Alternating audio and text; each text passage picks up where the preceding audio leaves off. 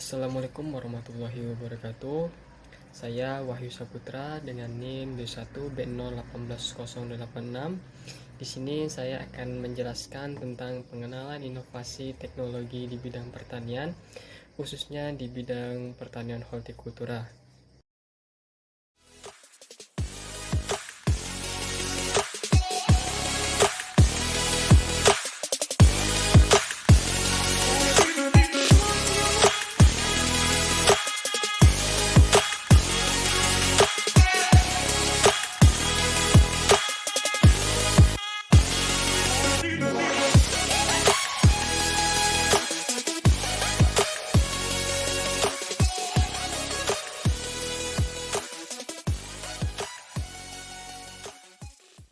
Pertanian hortikultura merupakan gabungan bahasa Latin dari "hort" yang mengandung arti kebun dan "cultur" yang berarti bercocok tanam. Hortikultura bisa didefinisikan sebagai cara budidaya tanaman yang dilakukan di kebun dan di halaman rumah. Tanaman hortikultura memiliki beberapa macam golongan, seperti olikultura, florikultura, fruikultura, dan biofarmaka. Bagian pertama, tanaman olikultura atau yang disebut juga sebagai sayuran. Olikultura merupakan jenis tanaman hortikultura dalam bentuk tanaman sayur dan mudah ditemui di lingkungan dekat rumah. Sebab sayuran adalah salah satu jenis tanaman yang pada umumnya diolah oleh masyarakat untuk dijadikan bahan makanan atau lauk pauk. Secara garis besar, tanaman sayuran atau olikultura dapat dibagi menjadi dua. Yang pertama, tanaman tahunan, yang kedua, tanaman musiman. Untuk tanaman musiman, contohnya saja seperti melinjo, petai, jengkol, dan lainnya. Jenis tanaman ini hanya bisa dipanen pada masa tertentu saja, meski dapat dibudidayakan setiap waktu. Sedangkan tanaman tahunan diantaranya yaitu seperti wortel, kangkung, bayam, bawang merah atau putih, cabai, tomat, dan sebagainya. Semuanya bisa dibudidayakan sepanjang tahun dan dapat diambil panennya tanpa ada batasan waktu, tetapi saja panen tersebut bisa dilakukan setelah masuk usia panen. Yang kedua yaitu tanaman florikultura atau tanaman hias. Florikultura merupakan jenis tanaman hortikultura yang berasal dari tanaman hias. Jenisnya berbagai macam, misalnya tanaman hias yang dibudidayakan dalam pot, seperti bunga sedap malam, mawar, kenanga, tanaman bonsai, dan lain sebagainya, yang mana bertujuan untuk keindahan ruangan ataupun taman semata.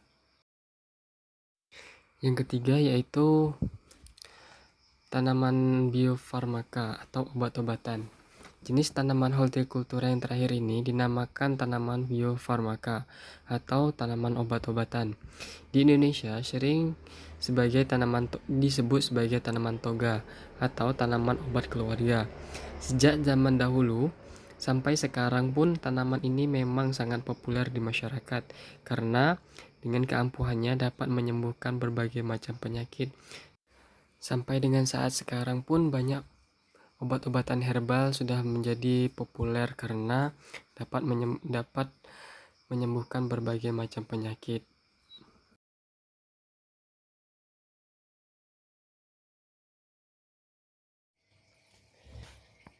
Dengan perkembangannya zaman, teknologi di bidang pertanian pun tidak bisa dihindarkan.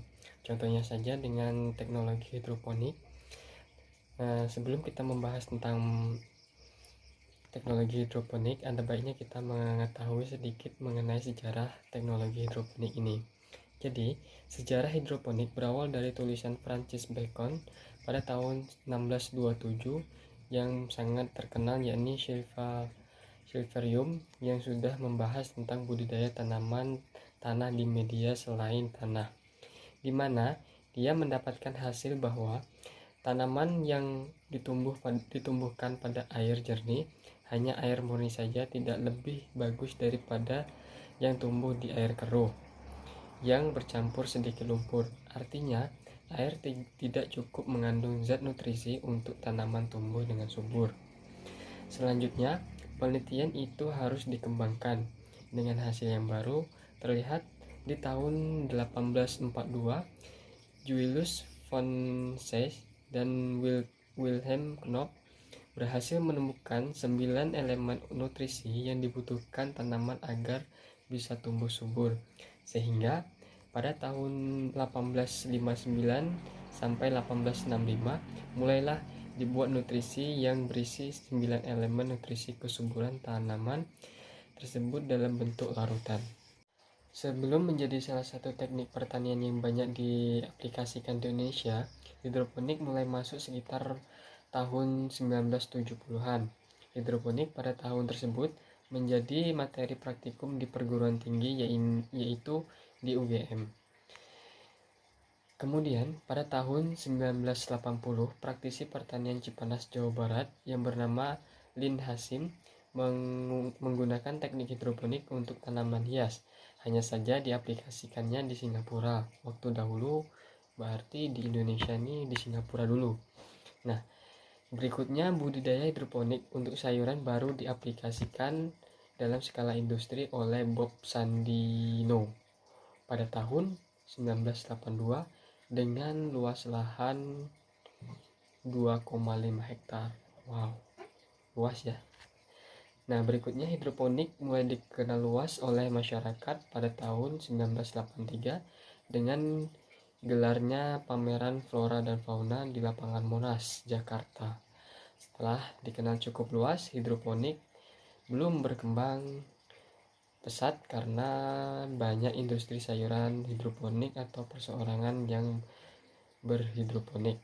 Nah, sejak tahun 1983 hingga 2003 hanya ada perusahaan yang mengembangkan hidroponik sebagai industri, yaitu Momenta Agricultura pada tahun 1998 dan PT Kebun Sayur Segar. Bagi warga perkotaan yang gemar bercocok tanam namun tak memiliki lahan yang luas, Anda harus mencoba budidaya tanaman hidroponik. Budidaya tanaman hidroponik kini semakin banyak diminati warga perkotaan di tengah pandemi COVID-19. Seorang pria di Kabupaten Gianyar memanfaatkan lahan yang ada untuk bercocok tanam. Berawal dari mengembangkan tanaman hidroponik di rumah, ia dipercaya untuk merawat tanaman hidroponik dengan berbagai jenis tanaman sayur dalam jumlah yang besar. Tapi dengan berkembangnya zaman dan teknologi yang semakin tak terbendung, banyak kaum milenial yang membudidayakan hidroponik ini sebagai fashion mereka. Karena jika kita melihat latar belakang petani itu kan ya kotor, terus panas-panasan, sehingga mereka mengubah mindset mereka untuk bertani tapi gaul. Nah, jadi banyak petani-petani milenial yang membudidayakan tanaman hidroponik ini karena dinilai simpel dan tidak membutuhkan banyak tenaga seperti cara bertani konvensional. Baiklah, sekian penjelasan singkat mengenai pertanian hortikultura dan teknologi hidroponik. Mohon maaf jika ada kesalahan kata atau penyampaian. Saya akhiri, wabillahi taufiq wal hidayah. Wassalamualaikum warahmatullahi wabarakatuh.